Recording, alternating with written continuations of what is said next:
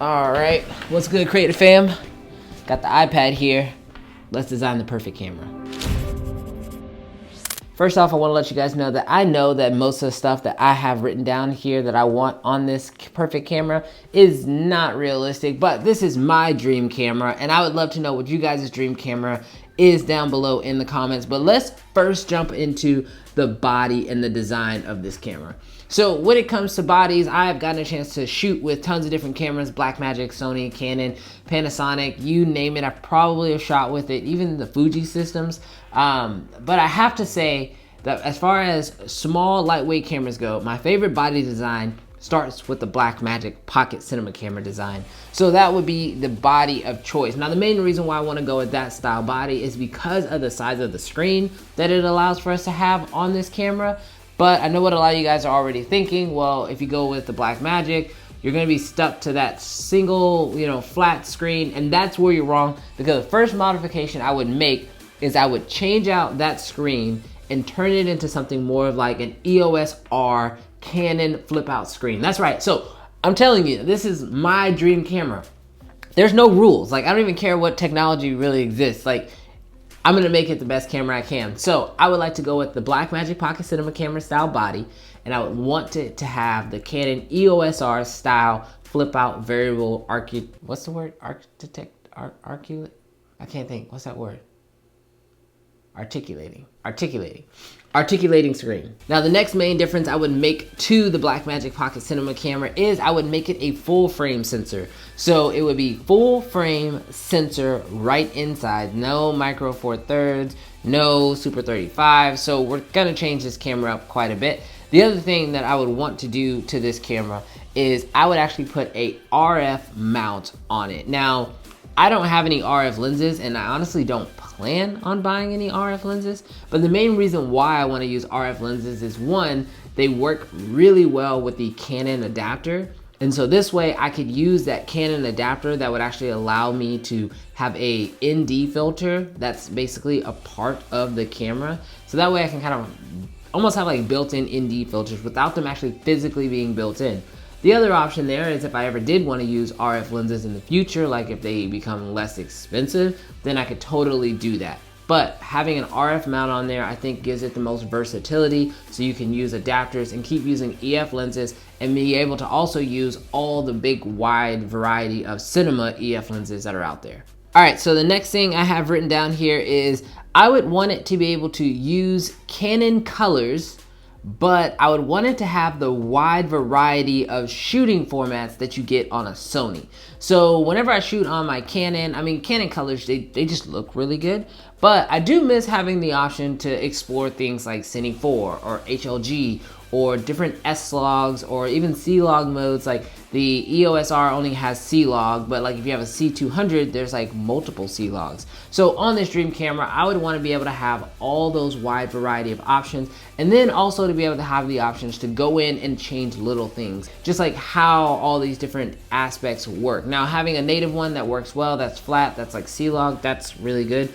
Or even like having just like the film look that comes with the Blackmagic cameras is great, but I'd like to have more options that like the Sonys give you that no one else really tends to give you in their cameras. Continuing along with things that I would take from Sony is I would definitely put 2 card slots on here, and not like the Blackmagic where there's like an SD card slot and then a CFast slot. Like, I would want to have 2 SD card slots and 2 CFast slots.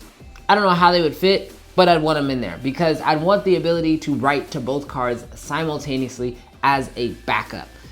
That's really the only reason. You can do that on the Sony cameras, and I love that fact. So whenever I shot weddings on the Sony, like, it's always awesome because I have everything duplicated like on the camera at the time of shooting. I don't have to do a backup afterwards. So yeah, that's what I want in my dream camera.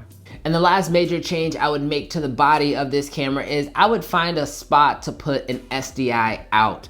Now, for those of you guys who maybe don't know what SDI is, it's just like a more professional way to send out a video feed. You know, a lot of big professional cameras have SDI outs in them. Most of you probably use HDMI out. It's basically the same thing, but I would want to have an SDI along with all the other IO ports that already come established in the Blackmagic Pocket Cinema camera. So the next thing we're gonna jump into is the video specs. But before we do that, if you are interested in learning more about filmmaking gear, tips, and tutorials, and all that great stuff, definitely make sure you're hitting that subscribe button because you're not gonna wanna miss any of the future videos I have coming out on this channel. Okay, so now that we've got the camera body all built out and it's all set up the way we want it, let's jump into the video specs. Now, video specs is where things can get like super crazy. Like I had wrote down on here, like, let's go 8K on this thing, or, you know, let's go, you know, 8K, 120 frames per second raw. But realistically, I don't think I would ever shoot anything in 8K. I mean, at least the work I do now, I don't really want to deal with that kind of stuff. So I'm going to try to keep it a little more simplistic on this, but I am going to start off by taking some specs from the Blackmagic Pocket Cinema Camera 6K and the Panasonic S1H. I think that's what it is, or SH1, whatever. I don't shoot a lot of Panasonic. So here's what I'm thinking. I want this thing to be able to do 6K at full frame, and it can even be that 3:2 ratio that you get with the Panasonic, but I wanted to be able to do it at 60 frames per second. So that's why I kind of had to mold those two together. And this is gonna allow you to get some 6K slow motion buttery goodness that I would really love to get out of this dream camera.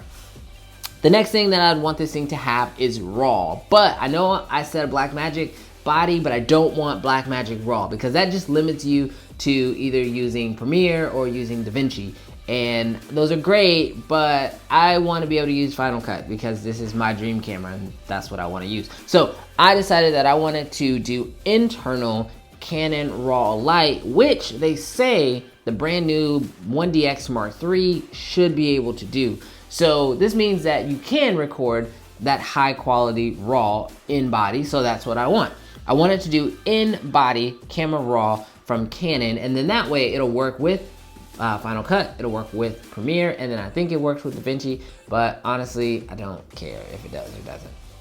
Actually, you know what? Let's just throw in the option to shoot Blackmagic RAW on there too. Why not? Because it's my dream camera. So throw it in there. I don't care. All right, next thing that I wanted to be able to do, and this is probably the only thing I think I've ever even considered stealing from Nikon, and that is I would love for it to be able to do ProRes RAW out over HDMI to something like the Ninja 5. I know that I could have said, you know, do ProRes RAW internally, but I mean, I don't want this camera to blow up at this point, which it probably already is at that point where it would blow up. You know what, screw it. I want to do ProRes RAW internally as well, but also be able to go out over to the Ninja. So that way I can have a secondary backup solution and also be able to do, like, let's say camera RAW internal and then go external out to ProRes RAW. So that way I can do comparisons and other YouTube stuff and just make this camera ridiculous. And then last but certainly not least, when it comes to the slow motion, I would want it to be able to shoot 240 frames per second. It could be in HD, but I want it to be as good and as smooth and as clean as the 120 frames per second that the Canon 1DX Mark II does. That has been by far the best 120 frames per second I've ever seen and I've ever shot with personally. And as I mentioned, I've shot with a lot of cameras that do slow motion, but by far the best slow motion is done in the Canon 1DX Mark II. So I just want that doubled at 240 frames per second, and I want that internal, and it can be done in 1080p. Totally okay with that because I'm never gonna shoot 6K slow motion that big. I mean, those file sizes would be stupid.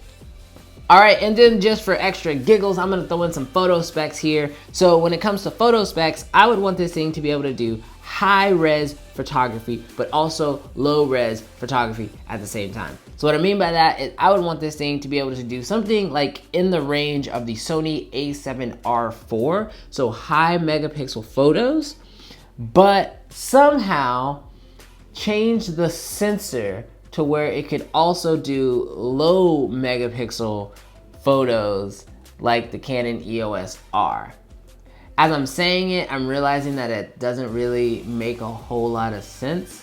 So, and then the higher the megapixel, the worse this thing will be in low light. So, actually, you know what? Instead, I'll just take the low resolution I'll just take lower megapixels when it comes to this camera because I'd want this thing to still be phenomenal in low light, just like the Blackmagic already is with the dual native ISO. Now, when it does come to photography, this thing has to have the Sony eye autofocusing system. I recently did a video comparing the Canon eye autofocus versus the Sony eye autofocus, and the Sony definitely won, even though the Canon was right there next to it. But I would take the Sony eye autofocus over that one when it comes to photography. So I want that in this camera and be able to take phenomenal photos just using Canon color for the photos, but Sony's eye autofocusing system.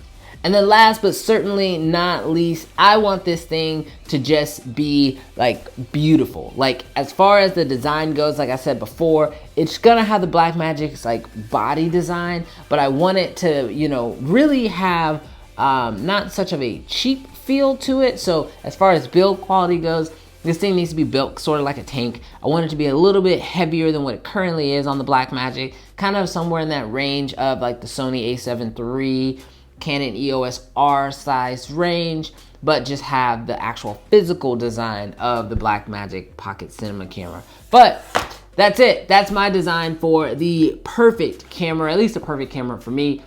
It doesn't make sense, and I know 100% sure that it doesn't make sense, and it'll probably never come. But if I can get close to some of these specs and some of these cameras, maybe that'll be a reason why I'll go ahead and jump ship. But you guys let me know what you guys think of my perfect build, my perfect camera. I'd love to know what specs maybe I left out, things that you guys would add to it. Maybe you go with a totally different body than mine. Maybe you'd go with the Panasonic S1H because it has that vent on it. But I'll tell you right now, I don't want the vent because that's just extra noise. And in my dream camera, I don't want it. But maybe you guys like it. Let me know what you guys think down below in the comments. Also, if you didn't know, I just released a brand new LUT pack. So if you guys are looking to upgrade your photos and you want to be able to, you know, just take your photos to the next level just by clicking one button, definitely check those out. Thanks so much for checking out this video, and I'll catch you guys in the next one. Peace.